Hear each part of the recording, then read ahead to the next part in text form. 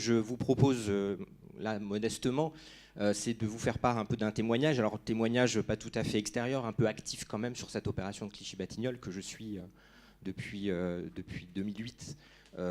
D'abord en qualité d'aménageur, hein, j'étais au sein de la structure, l'aménageur en charge de cette opération, et que je suis depuis 2012 en tant que consultant, mais que j'ai la chance de continuer à suivre. Alors déjà, juste pour me présenter rapidement, quelques mots sur une autre ville que j'ai fondée effectivement en 2012, qui est une petite structure de conseil, on est 5, qui se situe à l'interface entre les pratiques des métiers de l'aménagement urbain et l'expertise développement durable. Donc on a pour particularité d'aborder ces questions avec une approche métier qui est et notamment l'accompagnement des collectivités en amont et des aménageurs lorsque le projet passe en phase opérationnelle, et une volonté aussi d'aborder les choses de manière la plus opérationnelle possible. On intervient donc soit en amont sur des montages de projets, qui peuvent être des montages de projets d'aménagement, mais aussi des montages de projets un peu connexes aux opérations d'aménagement. On y reviendra justement sur Clichy-Batignolles. J'avais eu aussi l'occasion de travailler par exemple au montage d'une société d'investissement photovoltaïque adossée à un aménageur, à Paris également. À l'occasion d'ailleurs, un projet qui a été d'une certaine manière suscité aussi par le volet énergétique de l'opération Clichy-Batignolles. On travaille aussi sur l'élaboration de stratégies à différentes échelles pour les territoires et les projets urbains, et sur l'accompagnement de projets en phase opérationnelle. Je ne vais pas m'étendre là-dessus. Donc, pour vous présenter rapidement l'opération Clichy-Batignolles, du coup, puisque Cédicia n'étant pas là, alors le but n'est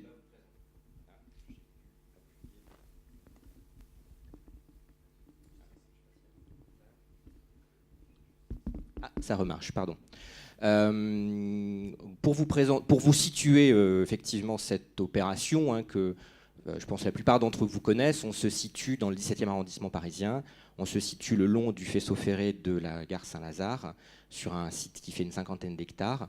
C'est une opération qui a démarré qui correspond au site qui était le site pressenti pour le village olympique de la candidature de Paris au JO de 2012. Donc évidemment, comme vous le savez, Paris n'a pas été retenu, mais le projet a perduré, l'ambition environnementale du projet a perduré, et la phase opérationnelle a démarré assez rapidement, et elle se poursuit encore aujourd'hui. Les opérations d'aménagement et les grands projets d'aménagement ont ceci de particulier que ce sont des temporalités très très longues. Démarrage en 2006-2007. Vous voyez, on est en 2016, on n'est pas encore au bout. Et à l'époque, vous imaginez bien que quand tout ça a été lancé, la question des Smart Cities était encore extrêmement embryonnaire. Donc je vous passe rapidement sur la programmation de l'opération. Ce qui est intéressant, c'est de se dire qu'effectivement, cette opération avait une ambition forte dès le départ,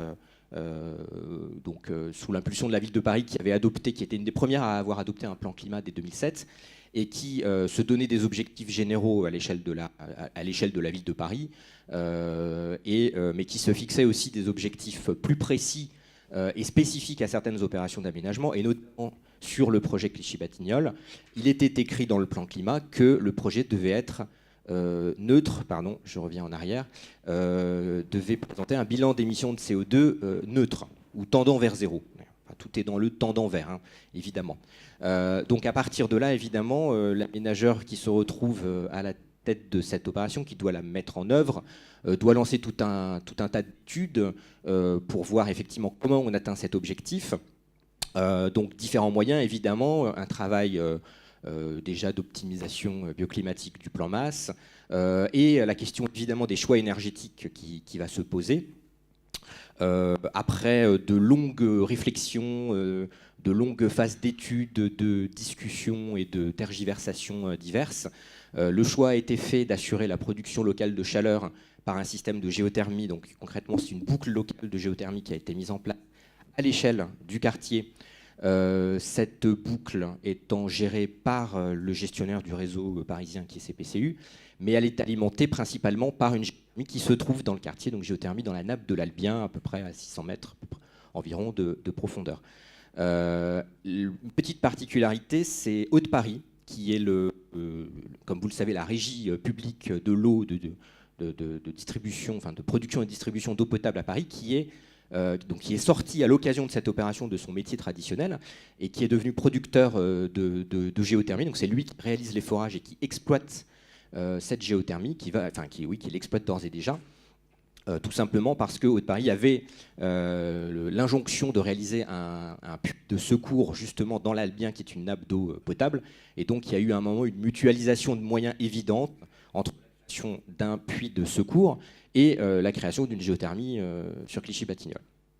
Un volet aussi production électrique très important, avec environ 40 000 mètres carrés de panneaux photovoltaïques. Évidemment, ce n'était pas exprimé en mètres carrés, mais en puissance. En réalité, on est aujourd'hui un petit peu moins, évidemment, dans les bilans. Aussi, d'ailleurs, en mètres carrés, forcément moins, du fait qu'aujourd'hui, on a des panneaux, tout simplement, qui produisent plus au mètre carré que ce qu'on avait fait dans les bilans initiaux. Mais je vais passer rapidement. Ce qui est intéressant, c'est que finalement, en tout cas, à cette époque-là, là, on est en 2009, on rédige les cahiers des charges de cession des premiers lots immobiliers. On est dans une démarche qui reste, somme toute, classique, qui pousse quelque part les curseurs de la performance énergétique, je ne dirais pas de manière inédite non plus, mais en tout cas qui les pousse assez loin. Avec effectivement, je vous ai remis quelques éléments de cahier des charges, encore une fois à remettre dans le contexte aussi de 2009. Aujourd'hui, peut-être que tout ça ne paraît plus forcément extraordinaire, mais à l'époque c'était effectivement quelque chose d'assez nouveau. La plupart des promoteurs, des opérateurs immobiliers qui se sont retrouvés à construire sur le secteur, effectivement, étaient confrontés à ce type de niveau de performance pour la première fois, concrètement, y compris des grands groupes de promotion immobilière qui aujourd'hui ont des laboratoires de prospective sur la question des smart cities et qui font des projets démonstrateurs dans tous les sens et un peu partout. Donc voilà, je ne vais pas passer, je vais pas m'attarder, sauf s'il y a des questions sur le côté technique du cahier des charges.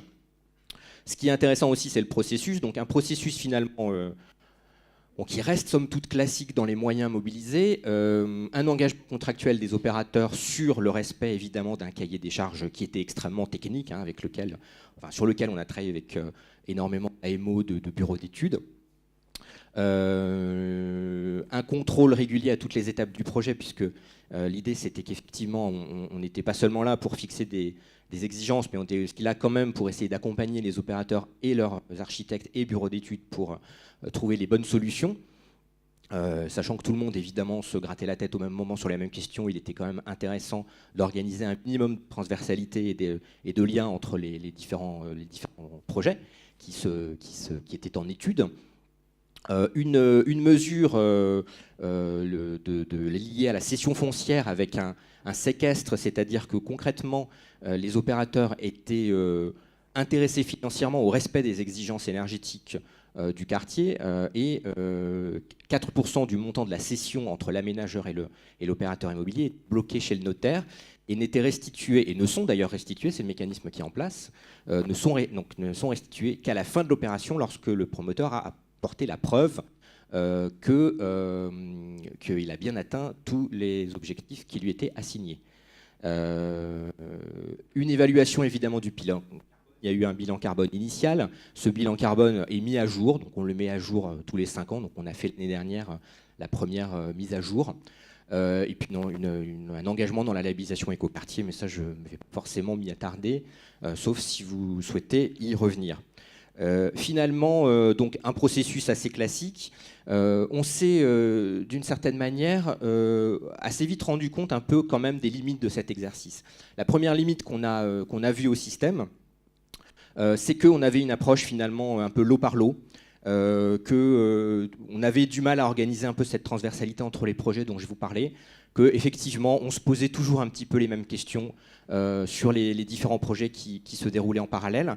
Et donc un premier élément de réflexion, de retour d'expérience et de modification de la méthode a été de travailler sur une grande partie du projet. Alors si je reviens un tout petit peu en arrière sur le plan, c'est tout le secteur qu'on appelle le secteur ouest qui se situe ici, donc, et qui est parti en fait dans une temporalité très resserrée. Donc c'est vraiment un peu la pièce maîtresse du projet.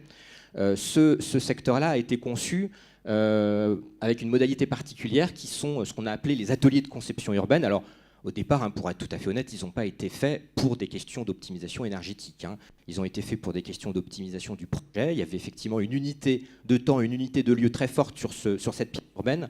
Et le but était de pouvoir inventer un processus, décidément, un peu plus collaboratif, qui permettait de faire en sorte que les différents concepteurs travaillent vraiment activement en commun sur tous les projets. Donc ça a été fait en 2 grandes phases, mais en gros, on réunissait au début toutes les semaines, ensuite tous les 15 jours, tous les concepteurs. Ils devaient chaque semaine arriver et présenter l'état d'avancement de leur réflexion. On débattait, on avait des plénières, des séances plus techniques, un peu sur un mode un peu speed dating avec les bureaux d'études ou les AMO pour aborder des questions plus techniques. Donc un processus un peu plus collaboratif. Ce qui est intéressant, c'est de voir aussi que ce processus-là a fait émerger des questions nouvelles qu'on ne s'était pas forcément posées. La question des questions liées à des nouveaux usages qui n'étaient pas forcément dans le cahier des charges initial, nouveaux types de programmes en tertiaire, en logement, et aussi la question des services, c'est-à-dire en gros, qu'est-ce qui se passe une fois que l'opération est terminée. Et ça, c'est vraiment au départ venu c'est venu assez spontanément dans le débat, c'est-à-dire que assez vite, les opérateurs ont ressenti le besoin de parler de ces choses-là en atelier, de tirer aussi toutes les conséquences de cette anticipation des nouveaux usages et des nouvelles modalités de gestion des programmes immobiliers pour qu'on y réfléchisse collectivement et qu'on essaie de voir en amont qu'est-ce qu'il fallait faire. Alors, on n'a pas forcément réglé tous les problèmes, mais ça a fait émerger effectivement ces questions-là comme cruciales. Et en fait, ça a fait aussi justement émerger les limites de l'aborder à l'échelle juste d'un programme immobilier et la nécessité d'une certaine manière de les aborder à l'échelle probablement du quartier. Alors à ce moment-là, on avait posé la question, mais on n'avait pas encore esquissé la réponse. Du coup, la prochaine étape, donc les ateliers, c'est à peu près autour de 2013, si je me souviens bien. La prochaine étape, 2014-2015, l'idée c'était de rebondir sur cette question, notamment sur le volet énergétique, et quelque part de prendre un petit peu au mot les opérateurs immobiliers pour dire ok, vous avez soumis lors de ces ateliers des idées intéressantes, vous nous avez effectivement pointé le fait que c'est compliqué de les traiter chacun individuellement, on va se réunir tous ensemble pour continuer d'en discuter et examiner ce qu'on est capable de faire dans des marges de manœuvre qui restent, somme toute, qui étaient réduites parce qu'entre-temps, les projets ont avancé, la conception a avancé. Point important, les promesses de vente ont été signées. Donc ça veut dire que les paramètres financiers qui régissent les relations entre l'aménageur et le promoteur ont été arrêtés, fixés. Et donc, ça veut dire que les bilans des opérations immobilières étaient arrêtés. Donc il fallait arriver à faire plus dans un bilan déjà plus ou moins arrêté. Donc concrètement, l'aménageur a pris l'initiative de monter ce qu'on a appelé peut-être un peu pompeusement un groupe de réflexion et d'action. L'idée c'était tout simplement de mettre tout le monde autour de la table. L'idée de ce petit schéma ici, c'était de montrer que tout le monde finalement est responsable de la performance réelle. C'était vraiment l'idée qui a émergé fortement. C'était de se dire qu'on ne peut pas évidemment s'arrêter à la livraison des bâtiments, mais on doit regarder évidemment ce qui se passe ailleurs. Alors, ce n'est pas du tout un réflexe naturel pour un aménageur, dont le travail est finalement de valoriser un quartier, de vendre du terrain à des promoteurs immobiliers, de viabiliser le quartier, et qui, en principe, jusqu'à aujourd'hui, ne s'occupait pas vraiment de gestion, et a fortiori encore moins de la gestion à l'intérieur des bâtiments. Pour autant, on avait effectivement mis en avant des difficultés d'ailleurs propres aussi à ce projet et à la technique utilisée notamment à la boucle locale qui faisait, je vais passer sur les détails techniques, mais la boucle locale telle qu'elle a été mise en œuvre faisait en sorte que la manière dont les bâtiments sont exploités concrètement et notamment, il y a un point, c'est la question des températures de retour dans le réseau, mais j'y reviendrai si vous avez des questions.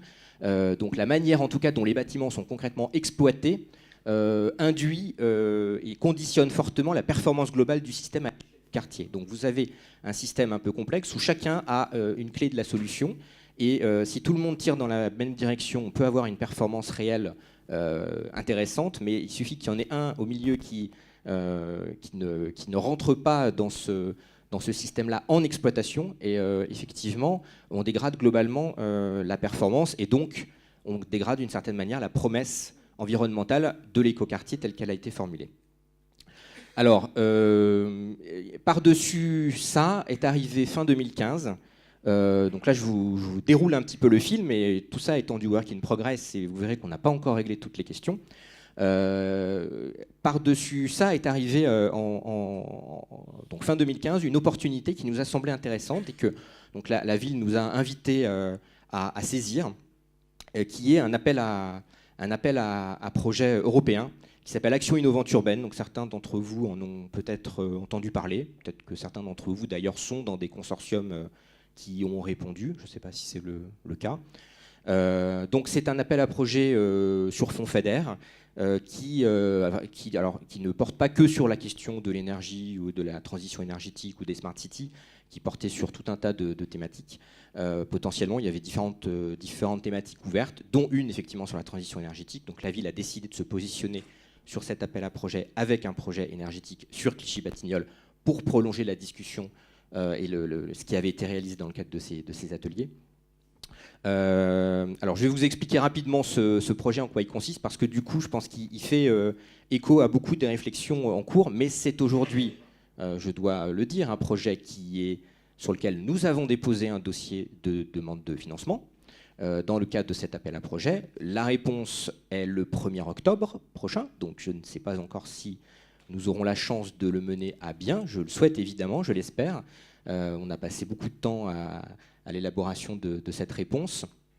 Mais évidemment, ce que je vais vous montrer est forcément à ce stade encore un petit peu théorique. Alors on a appelé notre projet CORDIS, ça veut dire, puisqu'il fallait que ce soit en anglais, donc Co-Responsibility in District Energy and Efficiency, District Energy Efficiency and Sustainability. Les partenaires de ce projet, évidemment la ville de Paris, évidemment l'aménageur du secteur Paris-Batignolles Aménagement, une société qui nous avait déjà accompagnés sur les ateliers dont je parlais tout à l'heure, donc qui avait animé la démarche et qui l'avait alimenté sur le plan technique, qui est Ambix, que évidemment je pense que certains d'entre vous connaissent, donc qui est une start-up, qui est une start-up de filiale de Bouygues et d'Alstom, mais qui travaille beaucoup à la fois sur les développements informatiques autour des smart cities et qui a aussi qui fait du conseil sur cette question. Donc nous, une autre ville, je réexpliquerai aussi un peu plus loin ce qu'on vient faire là-dedans. Et puis Armin, qui est un laboratoire de recherche que certains d'entre vous connaissent aussi sans doute. Alors, ce projet, il se construit autour de 3 piliers. Donc on a effectivement soulevé différents enjeux lors des ateliers.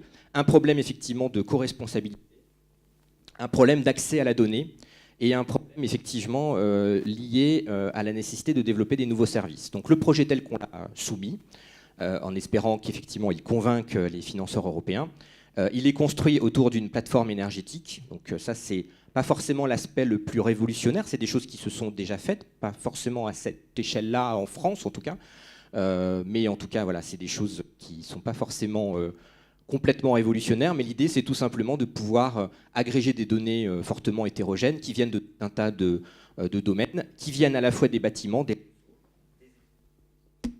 des équipements, mais là où donc ça veut dire qu'il y a un enjeu effectivement de recueillir, de stocker, d'agréger, d'anonymiser. On reviendra éventuellement sur la question des données qui a été soulevée par Corinne Lepage tout à l'heure.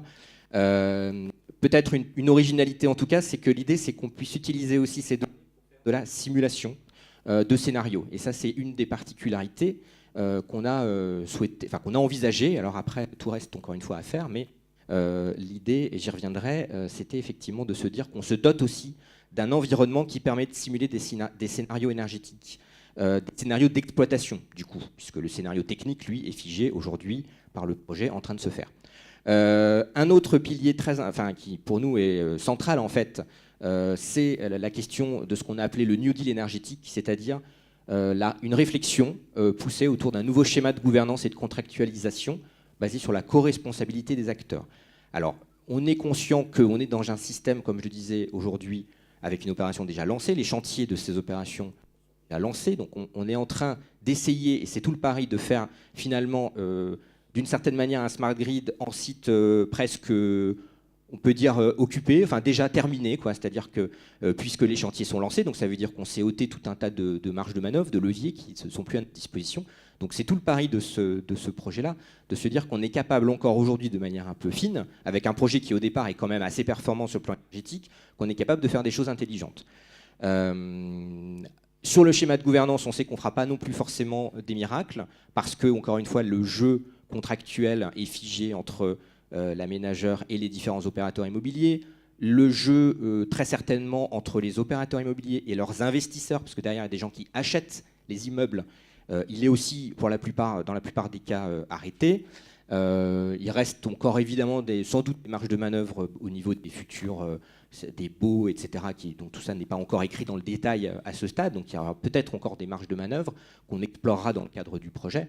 Mais on sait que forcément les marges de manœuvre seront limitées. L'idée derrière ça, c'est de se dire qu'on va justement, d'une certaine manière, travailler à de la scénarisation, presque à du jeu de rôle avec ces opérateurs immobiliers, qui ont tous, je ne l'ai pas dit, mais qui ont tous marqué un très très fort intérêt et qui se sont tous engagés à être partenaires pour la mise en œuvre de ce projet. Et l'idée, d'une certaine manière aussi, est de rassurer sur la possibilité pour des acteurs, et notamment pour des opérateurs immobiliers ou des investisseurs, de prendre des engagements dans le temps. Et ça, c'est un élément nouveau. Aujourd'hui, dans les écoquartiers, on a des opérateurs immobiliers qui prennent des engagements qui s'arrêtent à la livraison du bâtiment. Et là, l'idée, c'est d'arriver à inventer de nouvelles formes d'engagement où des acteurs vont prendre des engagements aussi dans le temps. Et en fait, une fois qu'on a dit ça, c'est très très compliqué dans le détail. Là, on le fera peut-être en vrai si on a beaucoup de chance. Et en tout cas, l'idée, c'est de construire le scénario et de pouvoir s'appuyer sur les outils de simulation dont je parlais pour pouvoir rassurer, pour pouvoir dire, regardez, ces objectifs sont atteignables.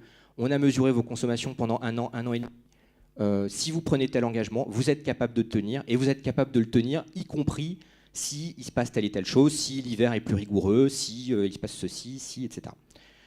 Dernier volet, puis j'arrêterai peut-être là parce que j'ai déjà sans doute été beaucoup trop long. Les services énergétiques.